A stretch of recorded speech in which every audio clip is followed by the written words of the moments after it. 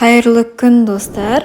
Бүгін біз сіздермен тез жасалатын, көп нәрсені қажет етпейтін шарлотта пирогын пісіретін боламыз.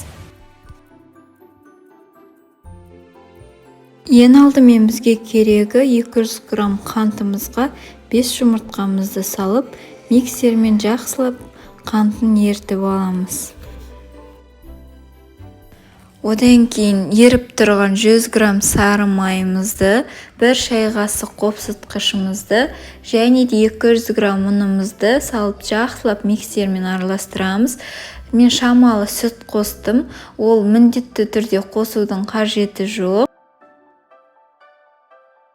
Пирогымызға 3 алманы дәл осындай майда бөліктерге бөліп, құймамызға салып жақсылап араластырып алғаннан кейін, қалбырымызға құйып алып, дәл осындай алмалармен әсемдесеңіздер, әдемі көрінеді.